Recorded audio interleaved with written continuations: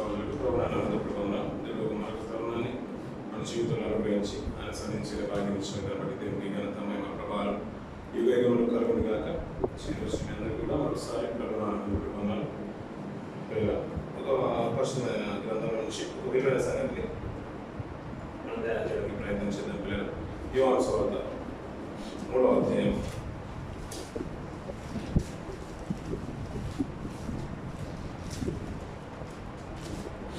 యోహాను సువార్త 3వ అధ్యాయం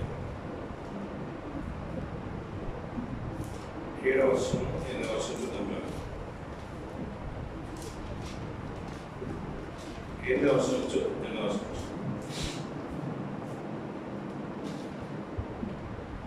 యోహాను సువార్త 3వ అధ్యాయం 7వ వచనం.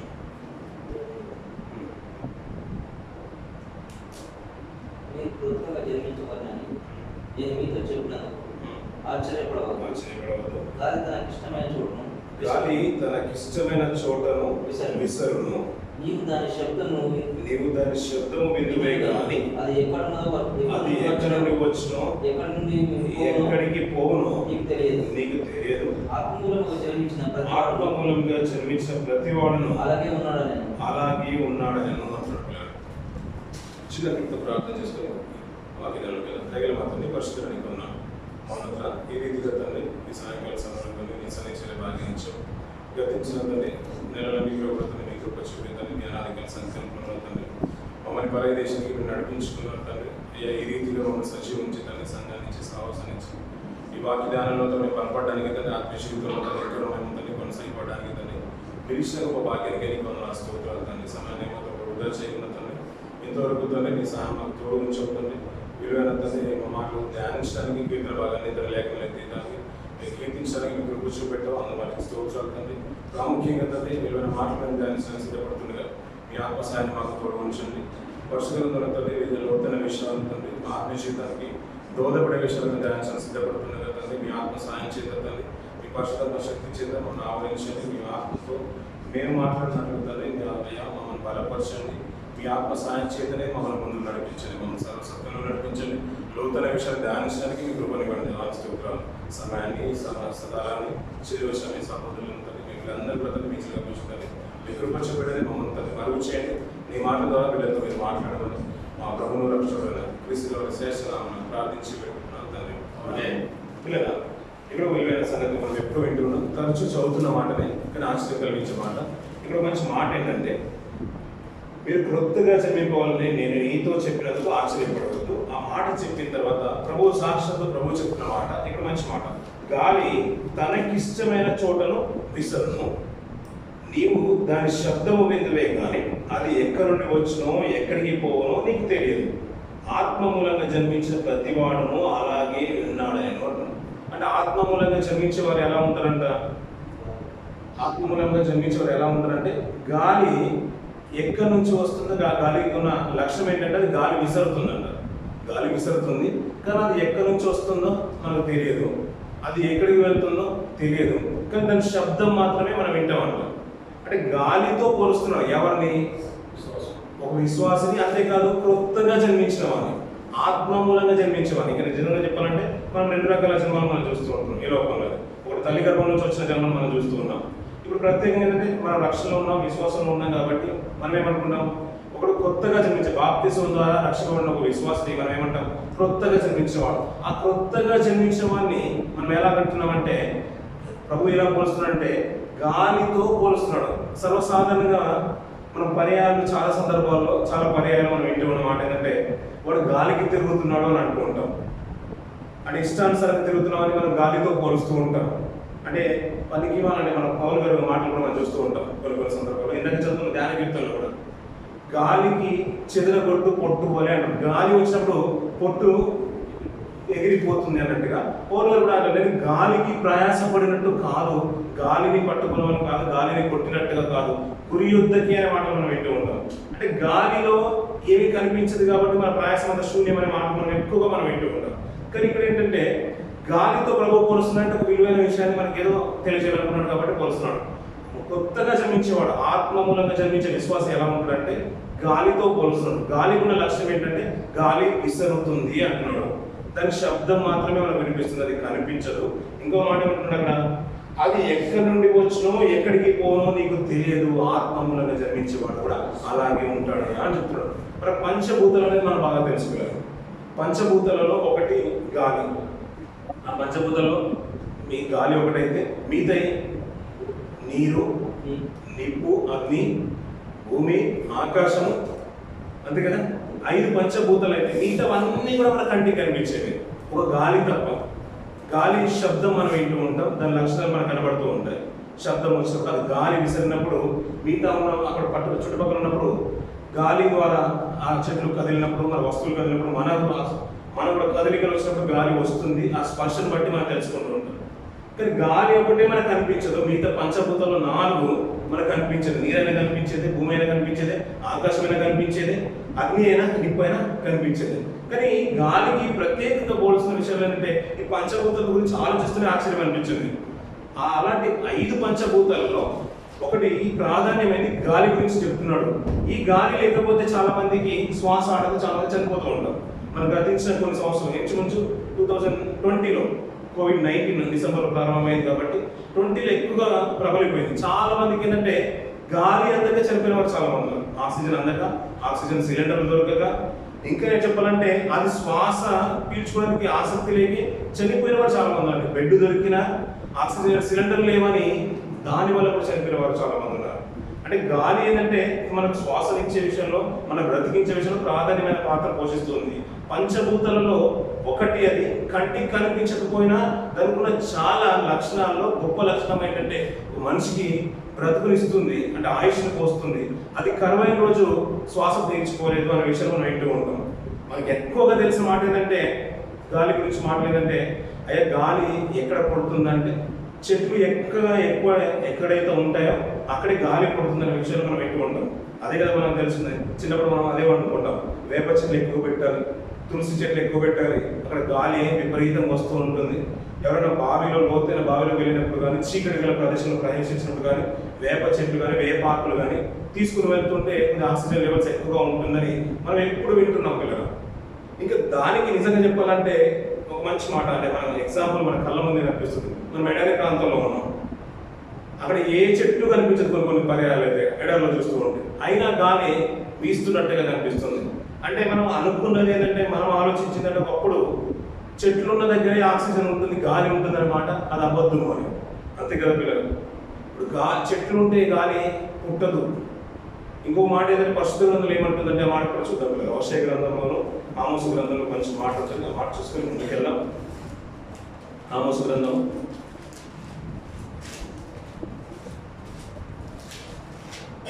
4వ అధ్యాయం 11వ వచనం చూద్దాం పిల్లలు. ఆమోసు గ్రంథము 4వ అధ్యాయం 11వ వచనం.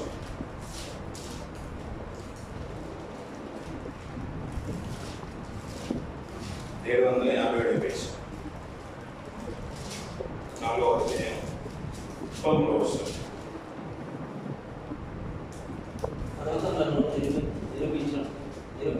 నిరూపించిన వాడును గాలిని పుట్టించువాడును ఆయనే అంటున్నారు కదా. అంటే గాలి పుట్టేది ఎక్కడంటే ఎవరు పుట్టిస్తున్నారంటే సాక్షాత్తు దేవుడే పుట్టిస్తున్నాడు అనే విషయాన్ని పరిశుద్ధ గ్రంథం మనకు చక్కగా తెలియజేస్తుంది. గాలి చెట్ల వల్ల పుట్టేది కాదు, నదుల వల్ల పుట్టేది కాదు, పర్వతం వల్ల పుట్టేది కాదు. పంచభూతాలు ఆయన ఆధీనంలో ఉంది, ఆయన కలగజేసిన వాడు అని చెప్తున్నాడు. పర్వతాలను నిర్మించిన వాడును గాలిని పుట్టించువాడును ఆయనే అంటున్నాడు. అలాగే హోషేయ గ్రంథంలో ఒక మంచి మాట ఉంటుంది పిల్లలు. 13వ అధ్యాయం 15వ వచనము చివరి భాగం చూస్తున్నట్లయితే 752 పేజీ, అదే 13వ అధ్యాయం 15వ వచనము. అయితే ఇక్కడ చివరి భాగం చెప్తున్నాను. నిజంగా ఎఫ్రాయిము తన సహోదరులలో ఫలాభివృద్ధి నందును, అయితే తూర్పు గాలి వచ్చును, యెహోవా పుట్టించు గాలి అంటున్నాడు పిల్లలు.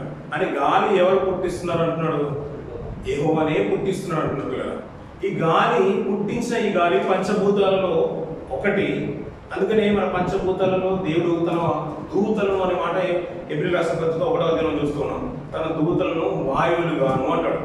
అదే కదా గాలికి ఉన్న మరో పేరు వాయువు అంటూ ఉంటాం. ఆ వాయువు దేవుడే పుట్టిస్తున్నాడంట, అది పంచభూతాలలో ఒకటని అన్నాడు. ఈ మాట గురించి మాట్లాడుతూ ప్రభువైన యేసు ఏమంటుంటే గాలి ఎక్కడ పుడుతుందో ఎక్కడికి వెళ్తుందో నీకు తెలియదు, దాని శబ్దం మాత్రమే నువ్వు విందువు అంతే. అలాగే గాలి ఎవరితో పోలుస్తుంటే నూతనంగా రక్షింపబడిన ఒక విశ్వాసంతో పోలుస్తున్నాడు. మనం ఏమనుకుంటాం, గాలితో పోల్చినాం అనుకుంటాం, వెంటనే మనం ఏమనుకుంటాం, తప్పుగా అనుకుంటాం. అరే గాలి ఊరికే గాలిలా తిరుగుతున్న వరకు మనం వెంటనే ఫీల్ అయిపోయిన సందర్భంలో కూడా మనం చూస్తూ ఉంటాం. ఎవరైనా తిట్టిన సందర్భంలో కూడా మనం ఏమనుకున్నాం అంటే వీడు గాలి అయిపోతాడు అంటే ఒక ప్రయోజకుడు కాడు అని అనుకుంటాం. పరిశుద్ధ గ్రంథం ఏమంటుందంటే పిల్లరా, ఎవరైతే ఒక రక్షణలోకి వచ్చి నూతనంగా వచ్చిన నూతనంగా రక్షింపబడి విశ్వాసంలోకి వచ్చిన వ్యక్తి గురించి ఏమంటాడంటే గాలితో పోలుస్తున్నాడు ప్రభు. సాక్షాత్తు ప్రభు చెప్తున్నాడు ఆ మాటను చెప్తూ, ఇది గాలి ఊరికే పుట్టింది కాదు, లోకంలో మనం అనుకున్నట్టుగా చెట్ల వల్ల పుట్టల వల్ల పుట్టింది కాదు, ఒకరు పుట్టిస్తే వచ్చింది కాదు అని చెప్తున్నాడు. అంటే దీనికి ఆరంభం ఏంటయ్యా అంటే యెహోవానే పుట్టిస్తున్నాడు గాలిని అని చెప్తున్నాడు. యెహోవా పుట్టించి గాలి అంటున్నాడు. ఈ గాలి గురించి చెప్తూ ప్రసంగిలో ఒక మంచి మాట ఉంటుంది పిల్లలు, ఆ మాట కూడా చూద్దాం పిల్లలు. ప్రసంగి గ్రంథము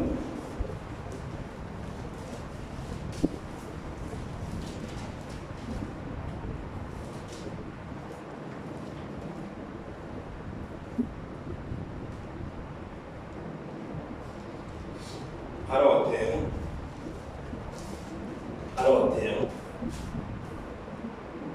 9వ వచనం చివరి భాగం చూద్దాం పిల్లలకి. గాలి గురించి మాట్లాడుతున్నాడు.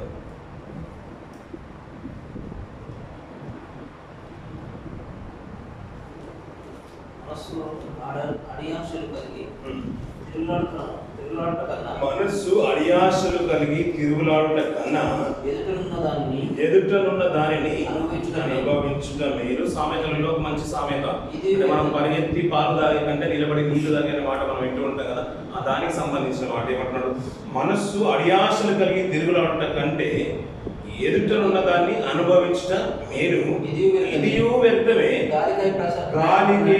గాలికై ప్రయాసపడినట్టే అన్నట్టు. గాలి సంపాదించుకోవడానికి మనం ప్రయాసపడితే ప్రయోజనం ఉందంటే దానివల్ల ప్రయోజనం లేదు.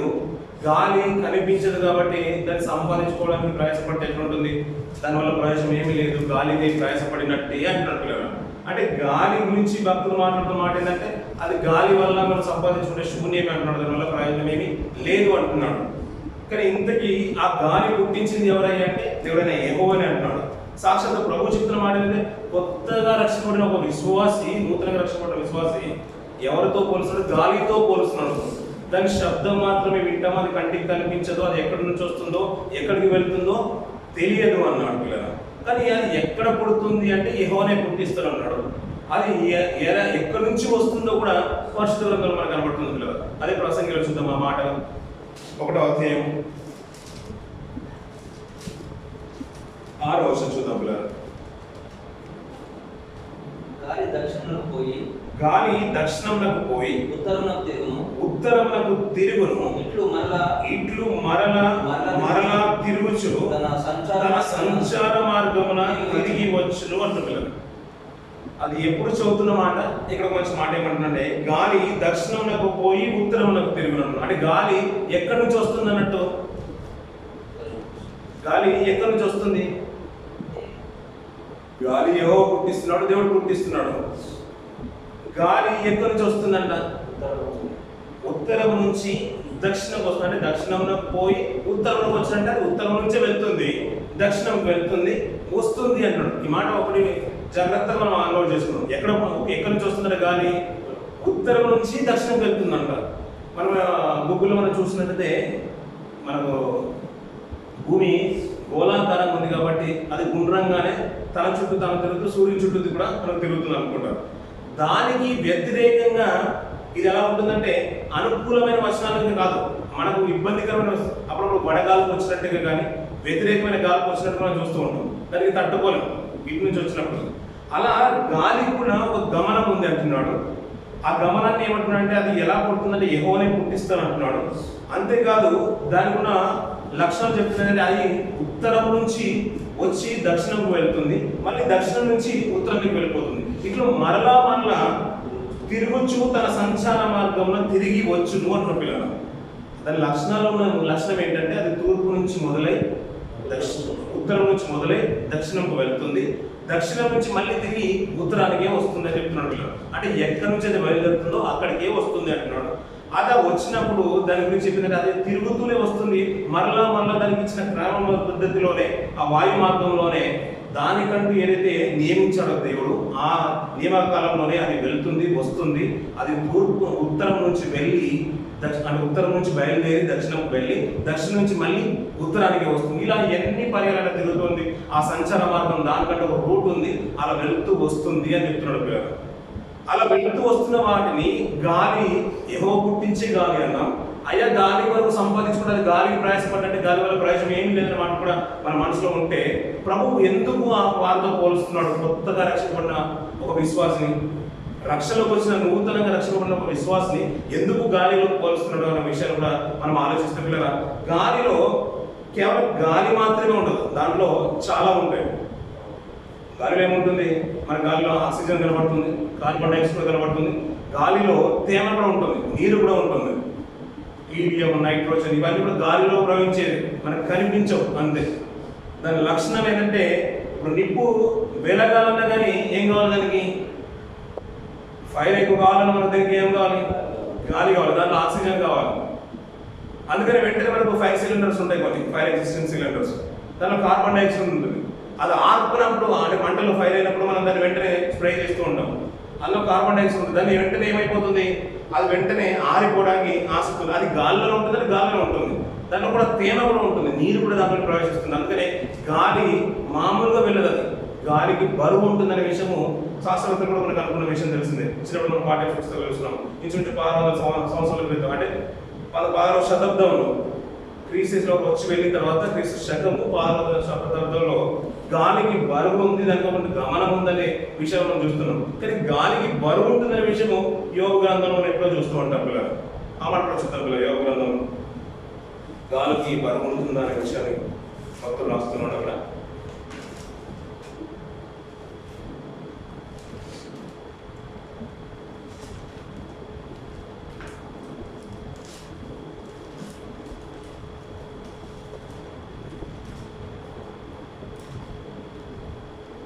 చాలా సందర్భాలు మాట్లాడుతున్నాడు, గాలి కొట్టుకొని పోవు ఆ సందర్భాన్ని తెలియజేస్తుంటాడు. అలాగే గాలికి బరువు ఉందని సందర్భం కూడా 28వ అధ్యాయంలో చెప్తూ ఉంటాడు.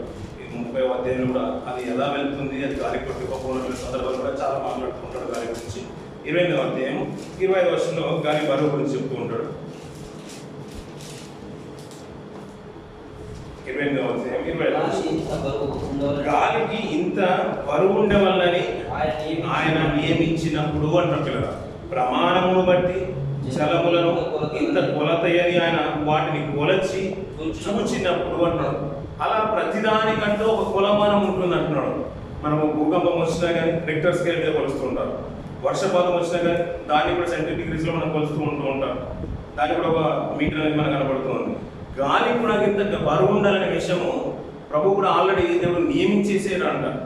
అలా గాలిలో చాలా కనబడుతుంది. అది ప్రవహిస్తున్నప్పుడు ఏంటంటే మనం విసరుతున్నప్పుడు ఏంటంటే అది దాని యొక్క శబ్దం మాత్రమే కనిపిస్తూ ఉంది, అది మన కంటికి కనిపించదు. కానీ గాలిలో బరువైంది కనబడుతూ ఉంటుంది, అందులో చాలా ఉన్నాయి లక్షణాలు.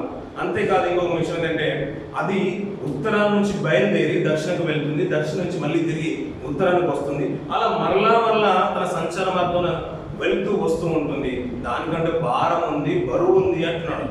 ఇవన్నీ విషయాలు కూడా మనం మనసులో ఉంచుకుంటే మనం లోకపరంగా ఆలోచించిందైతే కాదు, అది పుట్టే స్థానం ఏంటంటే దేవుడే పుట్టిస్తున్నాడు అంటున్నాడు, యెహోవానే పుట్టిస్తున్నాడు అంటున్నాడు.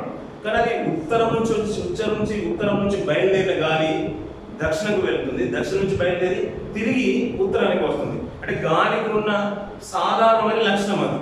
కానీ పరిశుద్ధ గ్రంథంలో చాలా సందర్భాలు, మిగతా సందర్భంలో చూస్తూ ఉంటే అది ఉత్తరమే కాదు తూర్పున కూడా గాలి పుట్టినట్టు కనబడుతుంది. మనకు బైబిల్లో మ్యాప్స్ ఉన్నాయి కదా, మామూలుగా తూర్పు ఎక్కడ ఉంటుంది, పడన ఎక్కడ ఉంటుంది, నిలబడినప్పుడు ఏమంటే మనం ఇంటి పక్కన తూర్పు చూపిస్తాం. కానీ పై మామూలుగా మనం మ్యాప్ చూస్తూ ఉంటే ఏంటంటే జియోగ్రఫీలో చూసినప్పుడు ఏంటంటే మనకు కింద దక్షిణం ఉంటుంది, మన మ్యాప్లో చూసినప్పుడు పుస్తకంలో మ్యాప్లో చూసినప్పుడు ఎలా ఉంటుంది, కింద దక్షిణం ఉంటుంది, పైన ఉత్తరం ఉంటుంది, రైట్ సైడ్లో తూర్పు కనబడుతుంది, ఇటు ఎడమ పక్కన పడమర కనబడుతుంది. మనకు కొన్ని అప్పుడప్పుడు మనం చూస్తూ ఉంటాం ఋతుపవనాలు ఎక్కడి నుంచి స్టార్ట్ అయినాయంటే ఈ తూర్పుకు, అంటే ఇక్కడ తూర్పు కనిపించింది కదా, ఈ తూర్పుకు ఈ మధ్యలో ఉన్న మనకు ఈ 4 దిక్కులు అంటున్నారు కదా, 4 దిక్కులు తాగకుండా మనకు మనకేముంటాయి 4 దిక్కులే కాకుండా ఇంకా 4 ఏముంటాయి మనకు? ఏముంటాయి?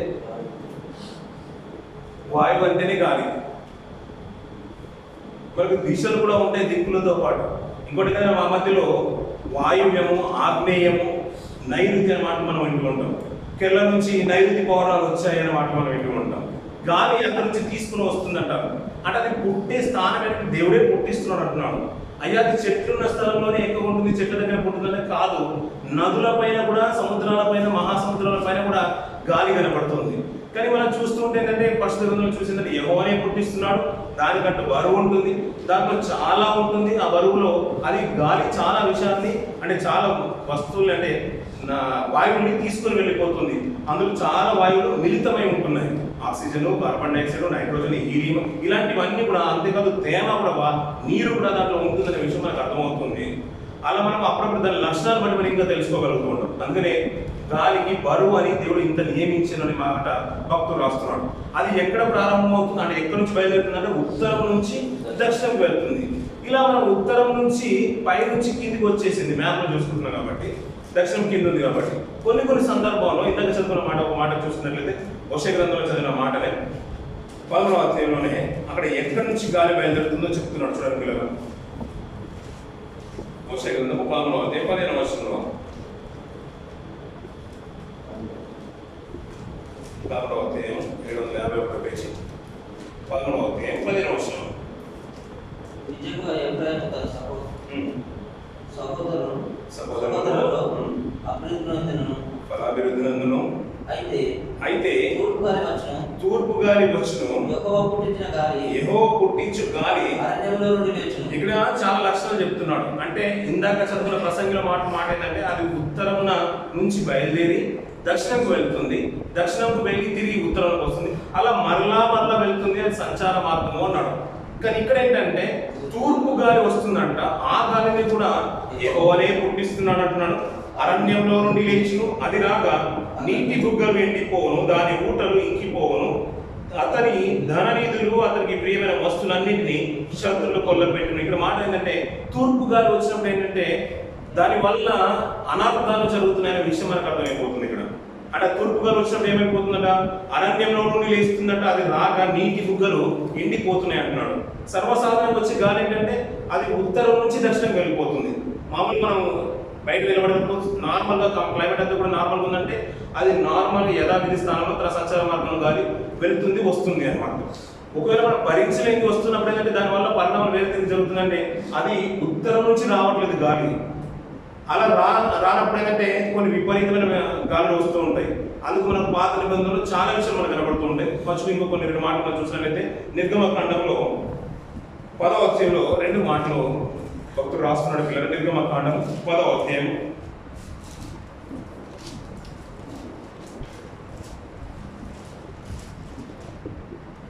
19వ వచనం అలాగే 11వ వచనం చూడవచ్చు పిల్లలు. అప్పుడు యెహోవా గాలిని త్రిప్పి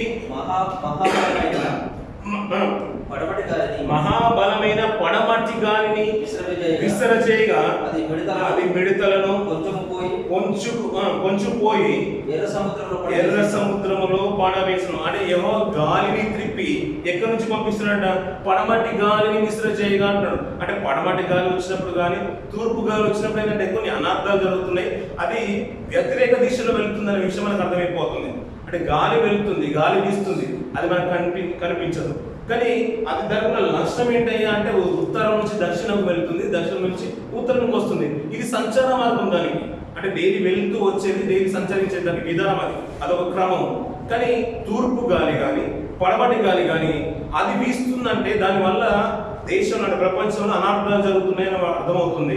అక్కడైతే తూర్పు గాలి వీసినప్పుడు ఏంటంటే అరణ్యంలో నుంచి లేచింది, అది నీటి బుగ్గలను సైతము ఎండ చేసింది. ఇక్కడ ఏంటంటే పడమటి గాలి యెహోవా త్రిప్పి విసిర చేయగా అది మిడతలను కొంచిపోయి ఎర్ర సముద్రంలో పడవేస్తుందట. 12వ వచనం చూడండి. మోషే ఐగుప్తు మీద తన కర్రను చాపగా యెహోవా ఆ పగలంతయు ఆ రాత్రంతయు ఆ దేశం మీద తూర్పు గాలిని విసిర చేసెను. ఉదయమందు ఆ తూర్పు గాలి ఆ గాలికి మిడతలు వచ్చారు అంటారు. తూర్పు గాలికి పడమటి గాలికి ఒక వ్యతిరేకమైన దిశ కనబడుతుంది.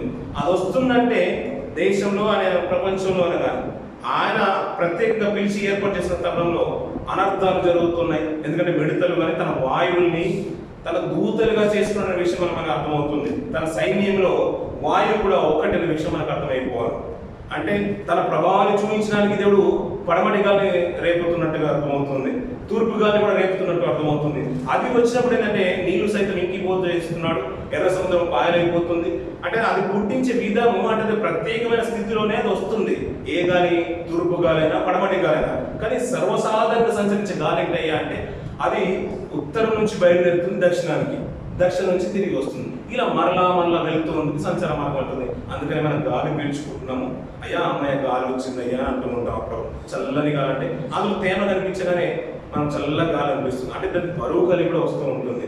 ఇవన్నీ కూడా లక్షణాలు చూస్తూ ఉంటే మనకు అర్థమైంది ఏంటంటే గాలి మనం అనుకున్నంత చెడ్డది కాదు, దానికి మంచి లక్షణాలు కూడా ఉన్నాయి. మనిషిని జీవింపజేస్తుంది, ఒకటి దాన్ని మోసుకొని వెళ్ళిపోతుంది వడగాల్పు పుట్టినప్పుడు. కానీ ఎప్పుడైతే దేవుని ఉగ్రతకు బలవుతుందో ఒక దేశం కానీ ఒక ప్రదేశం కానీ అప్పుడు తూర్పు గాలి వస్తుంది, సుడిగాలి వస్తుంది. అది గిరగిర తిరుగుననే మాటలు కూడా ఇంకా మనం అనేకమైన మాటలు మనం చూస్తూ ఉంటాం. అది తిరిగినప్పుడైతే అది సుడిగాలి అంటున్నాడు. ఏదైనా దాన్ని తీసుకుని వెళ్ళడానికి కానీ అది దాంట్లో చాలా వెళ్తూ ఉంటాయి, గాలిలో చాలా వెళ్తూ ఉంటాయి. అది బాగా ఉంటుంది అనే విషయం అందుకని చెప్తున్నాడు డాక్టర్. అలా చాలా దాని మార్గంలో ప్రయాణం చేస్తూ ఉంటుంది. కానీ ప్రయాణమైనప్పుడు ఏంటంటే అది ఒకరికి అవసరమైన ఆక్సిజన్ కూడా తీసుకెళ్ళిపోతుంది, ఇంకొకటిని నిప్పును రాగలు చేయడానికి ఆక్సిజన్ కూడా అందిస్తుంది. కొన్ని సందర్భాల్లో అదే నిప్పును ఆర్పించడానికి తేమను కూడా తీసుకుని వెళ్తుంది. కొన్ని సందర్భాల్లో కార్బన్ డైఆక్సైడ్ వచ్చి దాన్ని కూడా ఆర్ప చేయగలుగుతుంది. అంటే కొన్ని విషవాయువులు కూడా ఉంటాయి, కొన్ని మంచి వాయువులు కూడా ఉంటూ ఉంటాయి. అంతేకాదు గతించిన జిల్లాలో కర్ణాటకలో మనం చూసాం, దాంట్లో బ్యాక్టీరియా కూడా ఉంటుంది. అది మంచి బ్యాక్టీరియా కూడా ఉంటుందంట, చెడు బ్యాక్టీరియా కూడా ఉంటుందంట గాలిలో. మనం కొన్ని సందర్భాల్లో నోరు తెరిచి మరీ పడుకుంటూ ఉంటాం. మనం తీసుకునే దాంట్లో స్వచ్ఛమైన ఉంటుంది, మంచిదైతే ఉంటుంది. కొన్ని కాలంలో మాస్క్ పెట్టుకుని కూడా మనం ఉన్నాం, ఎందుకంటే బ్యాక్టీరియా చెడ్డది కాబట్టి. అంటే గాలికి ఉన్న వేగాన్ని చెప్తున్నాడు, అది చాలా విపరీతమైంది, దానికి బరువు కలిగింది, అది యెహోవా పుట్టిస్తున్నాడు. దానికంటే ఒక దశ ఉంది, ఆ దిశలోనే వెళుతూ వస్తుంది. కానీ దిశ మార్చుకుందంటే అది ఆయన ఒక ఉగ్రతను, ఆయన కోపాన్ని నెరవేరుస్తున్న విషయం మనకు అర్థమవుతుంది కదా. ఎందుకు ప్రభువు ఈ గాలితో పోలుస్తున్నాడు ఒక విశ్వాసిని, నూతనంగా రక్షపడిన విశ్వాసాన్ని ఎందుకు పోలుస్తున్నాడంటే గాలి విషయంలో మనం ఆలోచిస్తూ ఉంటే పిల్లరా ఇంకో మంచి మాట, అదే మాట మళ్ళీ చదువుకొని ముందుకు వెళ్దాం పిల్లరా. యోహాను రాసిన సువార్తలోనే 3వ అధ్యాయంలోనే ఎందుకు ఆ మాట మాట్లాడుతున్నది మాట మనం ఆలోచిద్దాం పిల్లరా. 3వ అధ్యాయం 8వ వచనం.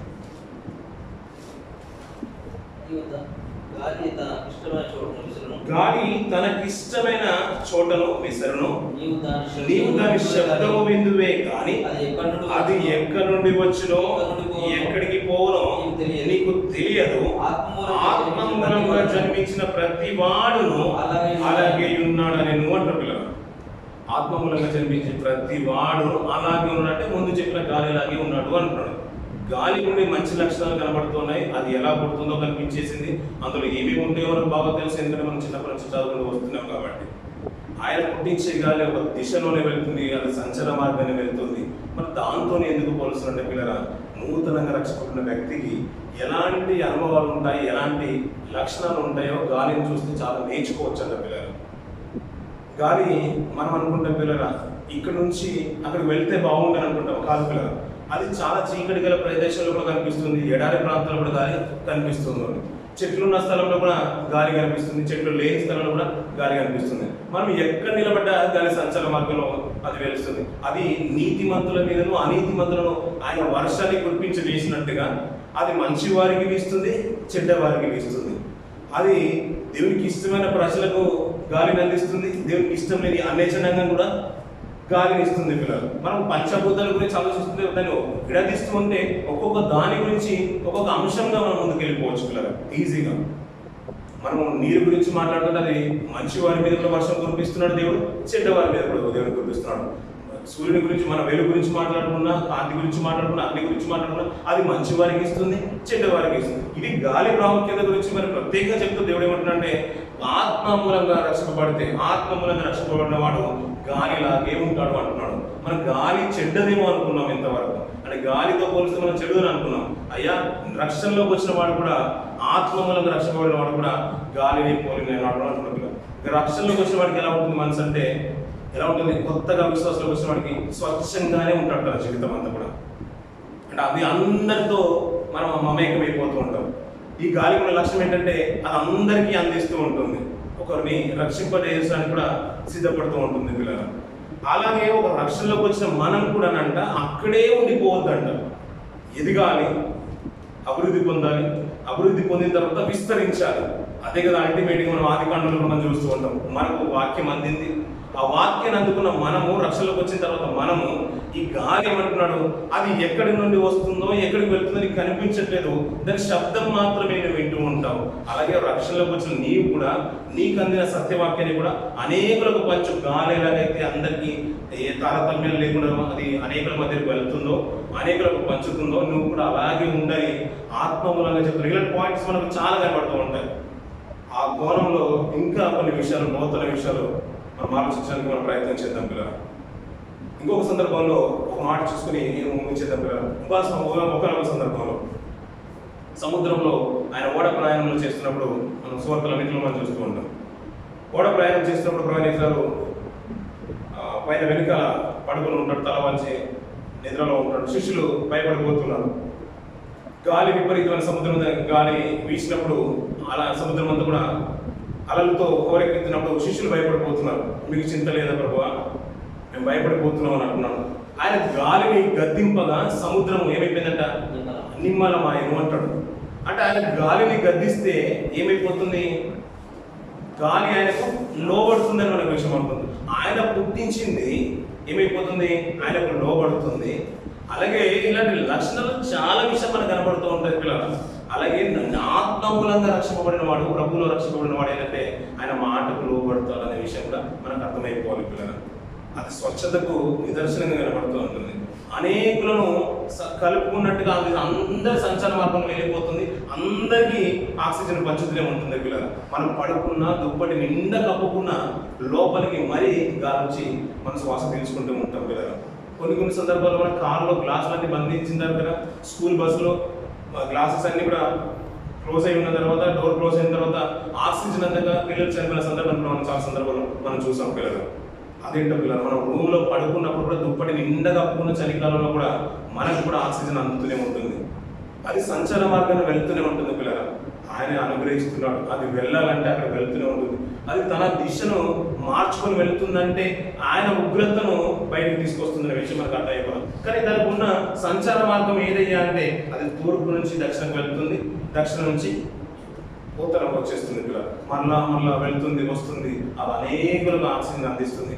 సత్యాన్ని పొందుకున్న మనం కూడా, రక్షణలోకి వచ్చిన మనం కూడా స్వచ్ఛత అన్న మాటకు లోబడి అనేకులకు మీరు శిష్యులుగా చేయడానికి ప్రభు మాట సెలవిచ్చినట్టుగా ఆయన సత్యాన్ని అందుకున్నాక, జీవవాక్యాన్ని అందుకున్న ఈ జీవాన్ని అనేకులకు పంచడానికి మనం ఎల్లప్పుడూ సంసిద్ధంగానే ఉండాలి పిల్లలు. ఒకనొక దిశలో మనం వెనకడికి వేసినా ప్రతి రోజు మనం వింటున్న మాటలు బట్టి కానీ, మన ప్రార్థన జీవితాన్ని బట్టి కానీ, మన విశ్వాస జీవితాన్ని బట్టి కానీ మనం ఎదగడానికి ఒక్కొక్క మెట్టు ముందుకు వెళ్ళడానికి మనం ప్రయత్నం చేద్దాం. ఇంకా విలువైన మాటలు వచ్చే వారంలో దీనికి సంబంధించిన మాటలు మాట్లాడుకోవడానికి మనం ప్రయత్నం చేద్దాం. ఇంకొద్ది మాటలు దేవుడు దీనికి ఆశ్రయించింది కాదు. ఆమేన్.